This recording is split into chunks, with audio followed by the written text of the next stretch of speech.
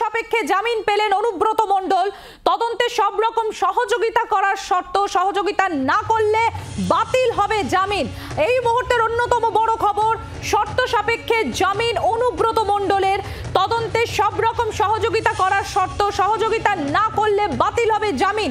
Details জানবো, আমাদের প্রতিনিধি রাজীব চক্রবর্তী রয়েছেন আমাদের সঙ্গে। রাজীব, দেখো, অনুব্রত মণ্ডল বীরভূমের তৃণমূল কংগ্রেস নেতা, তাকে গ্রেপ্তার করা হয়েছিল এবং তিনি 2 বছর ধরে জেলবন্দি রয়েছেন। গরু পাচার মামলায় অভিযোগ রয়েছে তার বিরুদ্ধে। সুপ্রিম কোর্টের বিচারপতি বেলা এম ত্রিবেদী এবং বিচারপতি বেলা এম ত্রিবেদীর বেঞ্চ জামিন মঞ্জুর করলো এই মুহূর্তে অনুব্রত মণ্ডলের। সিবিআই বনাম অনুব্রত মণ্ডলের এই মামলা, এর আগে একাধিকবার এই মামলায় শুনানি হয়েছে এবং আজকে শর্ত সাপেক্ষে তার জামিন মঞ্জুর করা হলো। তদন্তে সব রকম সাহায্য করতে হবে, তদন্তে বাধা সৃষ্টি করলে তার জামিন আবারও বাতিল করা হবে। এবং এই মুহূর্তে বিচারপতি বেলা এম ত্রিবেদী তিনি রায় লিখছেন এবং তার বিরুদ্ধে যে অভিযোগ আসানসোলের বিশেষ আদালতের বিচারক রাজেশ চক্রবর্তীকে হুমকি দেওয়া হয়েছে, তিনি যে কতটা প্রভাবশালী, মুখ্যমন্ত্রীকে সরাসরি তিনি ফোন বা SMS করেন এবং তার প্রভাবশালী তত্ত্ব খাড়া করতে সিবিআই এর তরফ থেকে আইনজীবীরা আজকে সক্রিয় ছিলেন। কিন্তু নানা কারণে বিচারপতিরাও আজকে জিজ্ঞাসা করেন যে বিচারককে হুমকি দেওয়ার ঘটনা অত্যন্ত বড় এবং স্পর্শকাতর একটি বিষয়। অনুব্রত মণ্ডলের পক্ষে আইনজীবী মুকুল রোহতগি তিনি সওয়াল করেন এবং তিনি বলেন যে অভিযোগের তদন্ত হচ্ছে এবং মুকুল রোহতগি আরো জানান যে অনুব্রত মণ্ডল নিজে তিনি ফোন করেননি বিচারককে, হোয়াটসঅ্যাপ কলে ফোন করা হয়েছিল। তার নাম ভাঙিয়ে 2 জন ফোন করেছিলেন এবং তাদের বিরুদ্ধে মামলা রুজু হয়েছে, তদন্ত চলছে। এবং সব থেকে বড় কথা যে এই মামলায় অনুব্রত মণ্ডল সহ যারা অভিযুক্ত তাদের বেশিরভাগই জামিনে মুক্ত রয়েছে। বিচারপতি বেলা এম ত্রিবেদীর বেঞ্চ।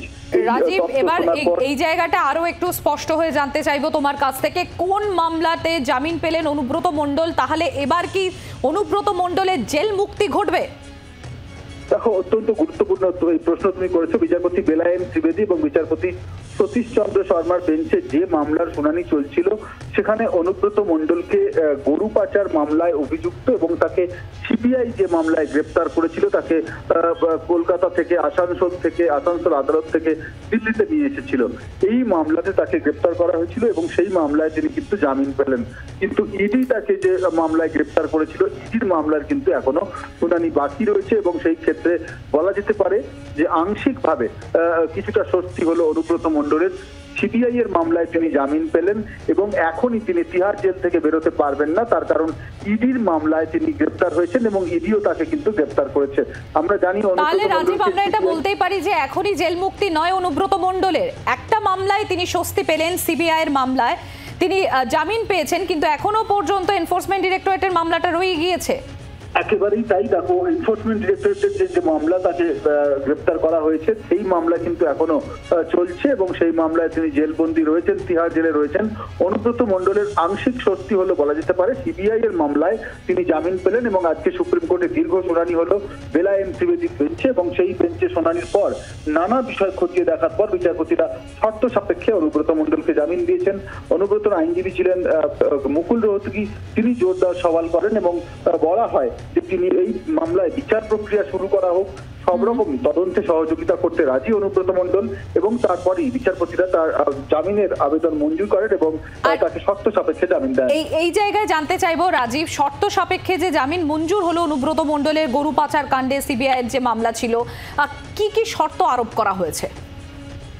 দেখো, সম্প্রতি তোমাকে জানিয়ে রাখছি যে এই মুহূর্তে যখন তোমার সঙ্গে আমি কথা বলছি তখন বিচারপতিরা রায় লিখছেন। শর্ত সাপেক্ষে জামিন দেওয়া হয়েছে এইটুকুই জানানো হয়েছে এবং প্রথম শর্ত যেটুকু এখনো পর্যন্ত লেখা হয়েছে রায়ের কপিতে, তার মধ্যে রয়েছে তদন্তে বাধা সৃষ্টি করা চলবে না, তদন্তে সমস্ত রকম সহযোগিতা করতে হবে এবং সেক্ষেত্রে তদন্তে যদি তিনি বাধা সৃষ্টি করেন তার জামিন বাতিল করা হবে। সিবিআই এর যে মামলা, সেই মামলায় বিচারপতি বেলা এম ত্রিবেদীর বেঞ্চ এই রায় দিচ্ছেন এবং এখন রায় লেখা চলছে। বেশ কিছু শর্ত তাকে চাপানো হতে পারে বলে আইনজীবীরা মনে করছেন।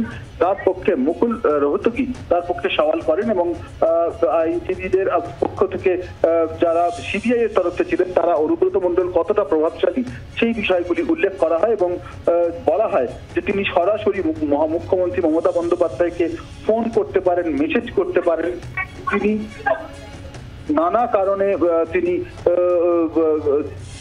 বিভিন্ন জায়গায় ফোন করেন এবং তার বিচারককে তিনি হুমকি দেন, এমন কিন্তু তার প্রভাব রয়েছে।